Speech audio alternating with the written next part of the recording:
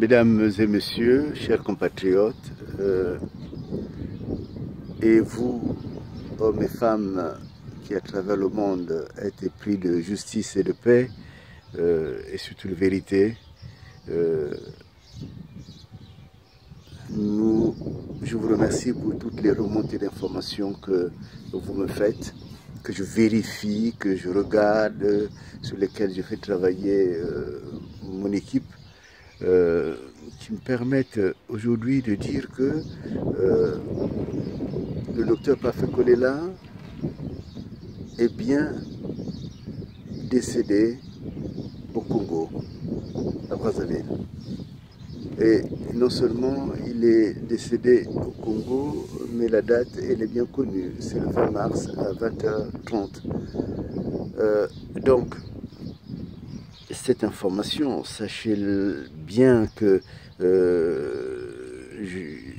j'en avais fait le déroulé depuis que j'avais lu l'acte de décès qui avait été certainement, ils doivent regretter ceux qui l'ont transmis, parce qu'ils s'imaginaient qu'il n'y a pas d'intelligents dans ce monde qui sont les plus intelligents, mais c'est à leurs pertes et périls.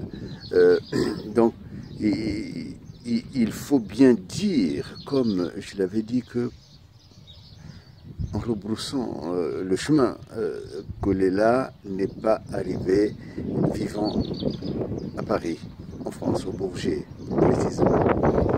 Kolela a été amené dans un avion où il y avait son épouse, mais il est amené en état de cadavre.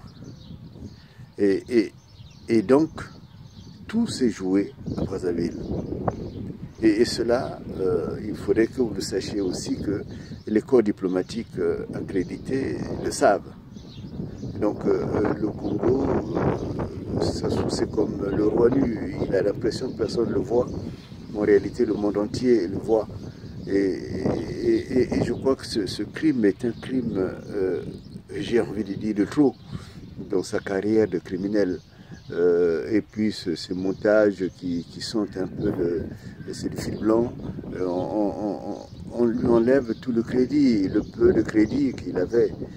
Et je crois que cette remontée d'enquête que nous avons mise en route, elle était nécessaire. Elle permet, je l'espère beaucoup, d'éveiller la conscience des Congolais, d'éveiller la conscience de ceux qui ont pris l'argent du Congo, de ceux qui se laissent corrompre à travers le monde avec l'argent du Congo, de ceux qui pensent que Sassou est riche, mais il est riche de rien, il est riche de vol, il est riche de crimes. Et je crois qu'il faut maintenant que cette expérience malheureuse, ce que Sonny Labutansi appelait la parenthèse de sang, il faut une parenthèse, elle s'ouvre, mais il faut aussi qu'elle se referme. Et les leçons seront des leçons vraiment à tirer. C'est une leçon pour l'histoire, c'est une leçon pour les générations qui viennent, que ceux qui ont fait confiance à Sassou,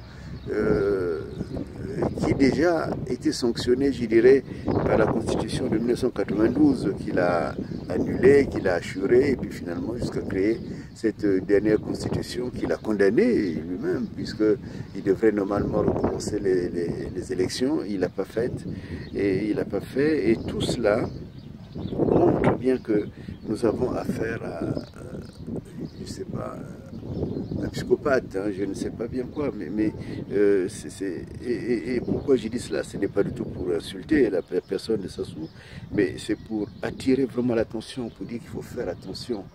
Les derniers propos que j'ai pu avoir de sa propre fille quand elle était au Val-de-Grâce, que certainement, quand il sera un peu plus avisé, comment il s'appelle, Omar, cherchera à entendre. Montre une Edith qui était désespérée et qui finalement a bien senti que son père l'avait donné, l'avait sacrifié. Et alors, ayant ce qui fait pratiquement froid au dos quand on a vu comment il criait partout, il criait son malheur. On est étonné que d'autres Congolais, Delary ou d'autres encore, aient pu lui donner une telle confiance jusqu'à la catastrophe humaine qu'on a vécue. Il faut se méfier de Sassou.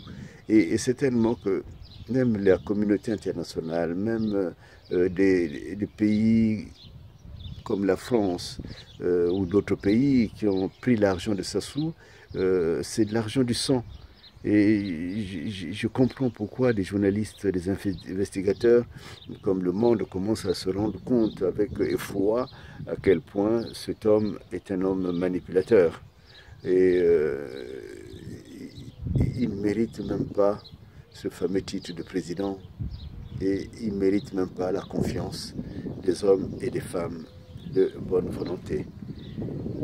Et des hommes et des femmes, j'espère que la France en tirera des leçons sérieuses parce que nous sommes dans un terrain dangereux qui touche la vie humaine et ce n'est plus du théâtre. Sassou, tu dois arrêter ton théâtre.